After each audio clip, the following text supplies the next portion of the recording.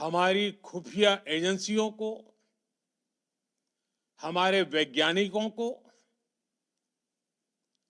हर भारतवासी की तरफ से सैल्यूट करता हूं। हमारे वीर सैनिकों ने ऑपरेशन सिंदूर के लक्ष्यों की प्राप्ति के लिए असीम शौर्य का प्रदर्शन किया। मैं उनकी वीरता को, उनके साहस को, उनके पराक्रम को आज समर्पित करता हूं हमारे देश की हर माता को, देश की हर बहन को और देश की हर बेटी को ये पराक्रम समर्पित करता हूं।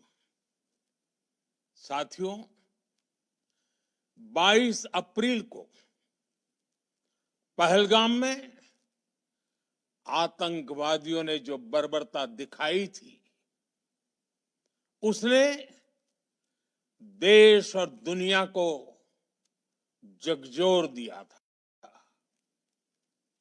छुट्टियां मना रहे निर्दोष मासूम नागरिकों को धर्म पूछकर उनके परिवार के सामने, उनके बच्चों के सामने बेरहमी से मार डालना, यह आतंक का बहुत विभत्स चेहरा था, क्रूरता थी। ये देश के सद्भाव को तोड़ने की घिनौनी कोशिश भी थी। मेरे लिए व्यक्तिगत रूप से ये पीड़ा बहुत बड़ी थी। इस आतंकी हमले के बाद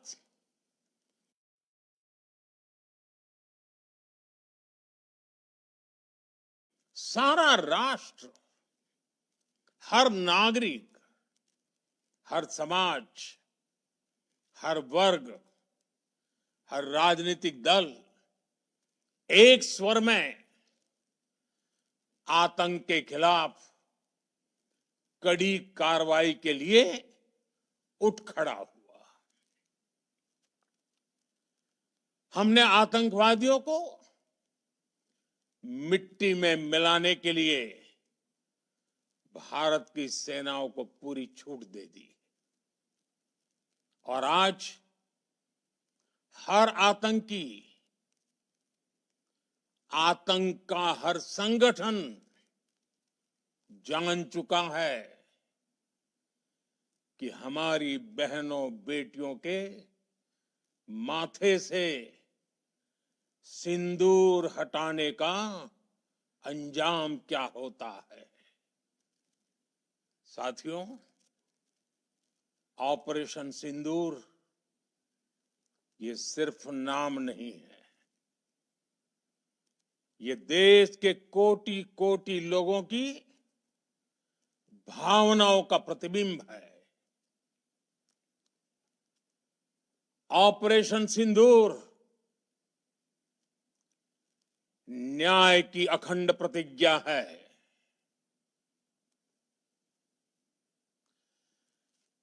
6 मई की देर रात, 7 मई की सुबह पूरी दुनिया ने इस प्रतिज्ञा को परिणाम में बदलते देखा है। भारत की सेनाओं ने पाकिस्तान में आतंक के ठिकानों पर, उनके ट्रेनिंग सेंटर्स पर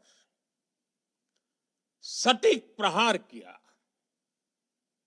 आतंकियों ने सपने में भी नहीं सोचा था कि भारत इतना बड़ा फैसला ले सकता है।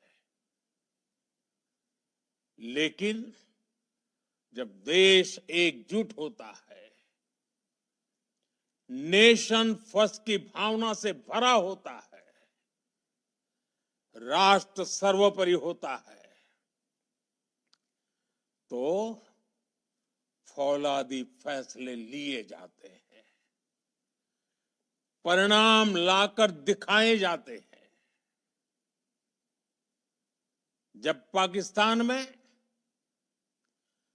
आतंक के अड्डों पर भारत की मिसाइलों ने हमला बोला, भारत के ड्रोन्स ने हमला बोला, तो आतंकी संगठनों की इमारतें नहीं, बल्कि उनका हौसला भी थर्रा गया। बहावलपुर और मुरिद के जैसे आतंकी ठिकाने एक प्रकार से ग्लोबल टेररिज्म की यूनिवर्सिटीज रही है। दुनिया में कहीं पर भी जो बड़े आतंकी हमले हुए हैं, चाहे 9/11 हो, चाहे लंदन ट्यूब बॉम्बिंग हो, या भारत में दशकों से जो बड़े बड़े आतंकी हमले हुए हैं, उन सब के तार कहीं ना कहीं आतंक के इन्हीं ठिकानों से जुड़ते रहे हैं। आतंकियों ने हमारी बहनों का सिंदूर उजाड़ा था, इसलिए भारत ने आतंक के ये हेडक्वार्टर्स उजाड़ दिए। भारत के इन हमलों में 100 से अधिक खूंखार आतंकवादियों को मौत के घाट उतारा गया है। आतंक के बहुत सारे आका बीते 2.5-3 दशकों से खुलेआम पाकिस्तान में घूम रहे थे, जो भारत के खिलाफ साजिशें करते थे। उन्हें भारत ने एक झटके में खत्म कर दिया। साथियों, भारत की इस कार्रवाई से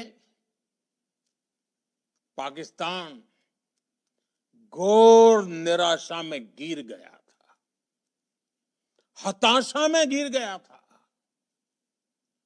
बौखला गया था।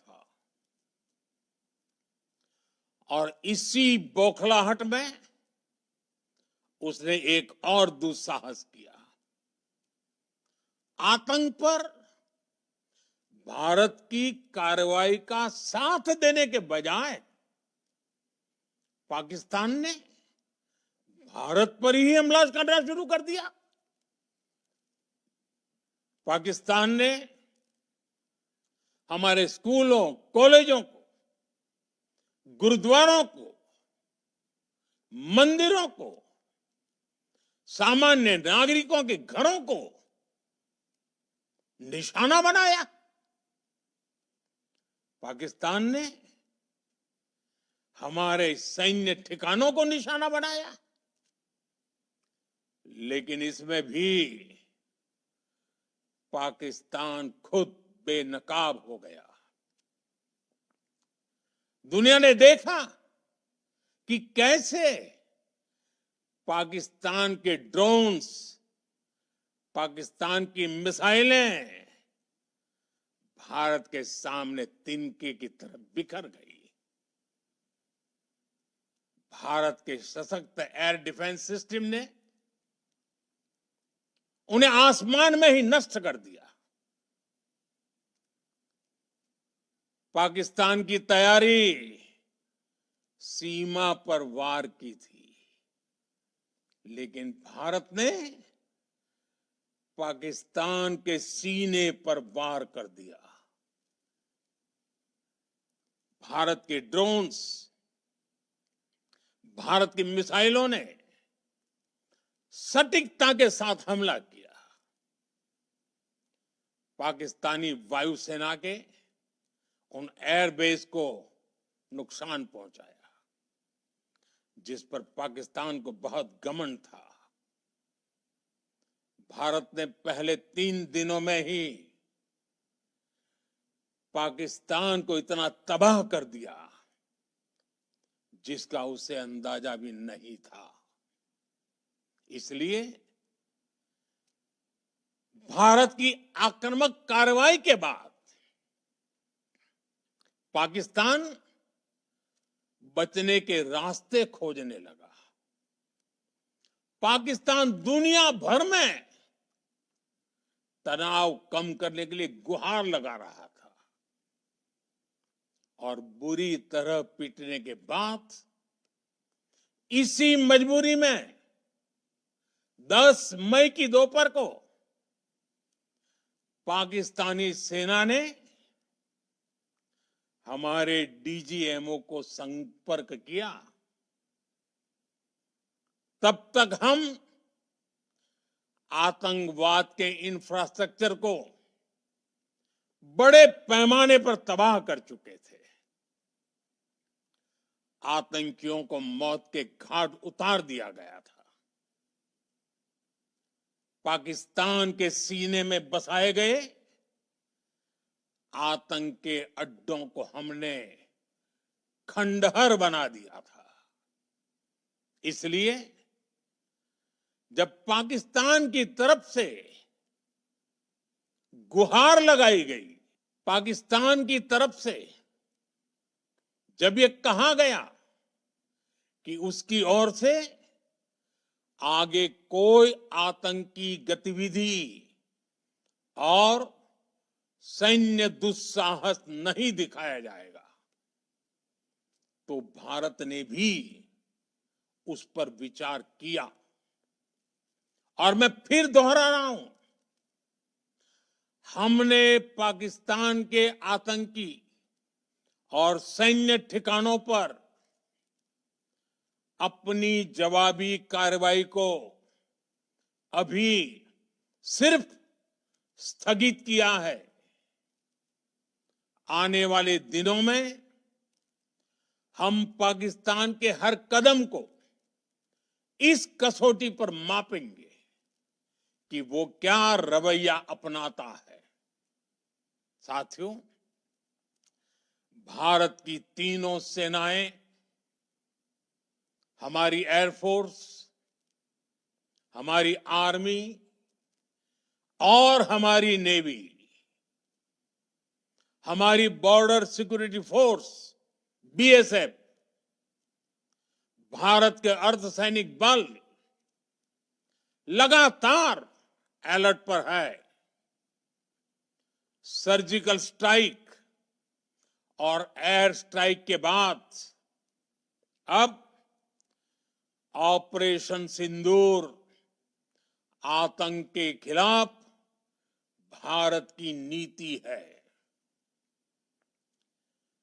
ऑपरेशन सिंदूर ने आतंक के खिलाफ लड़ाई में एक नई लकीर खींच दी है, एक नया पैमाना, न्यू नॉर्मल तय कर दिया है। पहला, भारत पर आतंकी हमला हुआ तो मुंह तोड़ जवाब दिया जाएगा। हम अपने तरीके से, अपनी शर्तों पर जवाब देकर रहेंगे।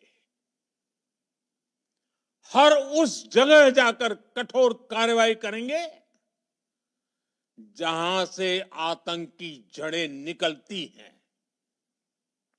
दूसरा, कोई भी न्यूक्लियर ब्लैकमेल भारत नहीं सहेगा।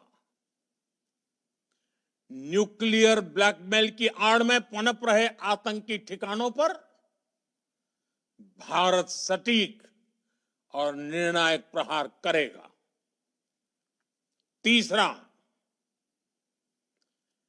हम आतंक की सरपरस्त सरकार और आतंक के आकाओं को अलग अलग नहीं देखेंगे। ऑपरेशन सिंदूर के दौरान दुनिया ने पाकिस्तान का वो घिनौना सच फिर देखा है, जब मारे गए आतंकियों को विदाई देने पाकिस्तानी सेना के बड़े बड़े अफसर उमड़ पड़े। स्टेट स्पॉन्सर्ड टेररिज्म का ये बहुत बड़ा सबूत है। हम भारत और अपने नागरिकों को किसी भी खतरे से बचाने के लिए लगातार निर्णायक कदम उठाते रहेंगे। साथियों, युद्ध के मैदान पर हमने हर बार पाकिस्तान को धूल चटाई है और इस बार ऑपरेशन सिंदूर ने नया आयाम जोड़ा है। हमने रेगिस्तानों और पहाड़ों में अपनी क्षमता का शानदार प्रदर्शन किया और साथ ही न्यू एज वॉरफेयर में भी अपनी श्रेष्ठता सिद्ध की। इस ऑपरेशन के दौरान हमारे मेड इन इंडिया हथियारों की प्रामाणिकता सिद्ध हुई। आज दुनिया देख रही है 21वीं सदी के वॉरफेयर में made in India defence equipments, इसका समय आ चुका है। साथियों, हर प्रकार के आतंकवाद के खिलाफ हम सभी का एकजुट रहना, हमारी एकता हमारी सबसे बड़ी शक्ति है।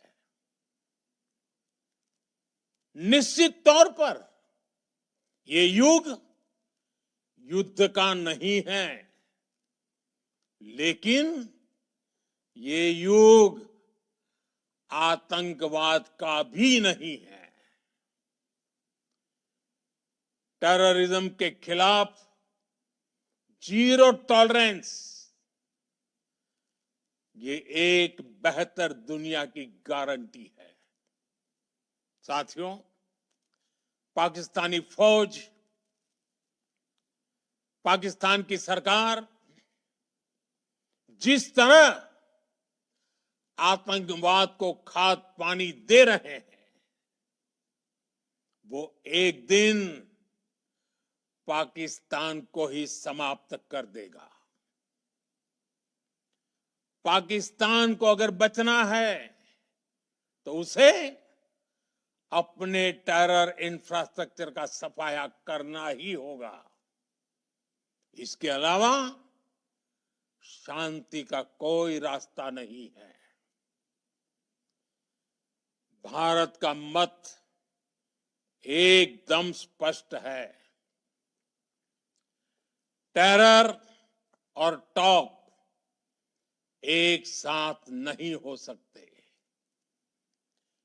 टेरर और ट्रेड एक साथ नहीं चल सकते और पानी और खून भी एक साथ नहीं बह सकता। मैं आज विश्व समुदाय को भी कहूंगा, हमारी घोषित नीति रही है, अगर पाकिस्तान से बात होगी तो टेररिज्म पर ही होगी। अगर पाकिस्तान से बात होगी तो पाक ऑक्युपाइड कश्मीर पीओके उस पर ही होगी। प्रिय देशवासियों, आज बुद्ध पूर्णिमा है। भगवान बुद्ध ने हमें शांति का रास्ता दिखाया है। शांति का मार्ग भी शक्ति से होकर जाता है। मानवता शांति और समृद्धि की तरफ बढ़े, हर भारतीय शांति से जी सके,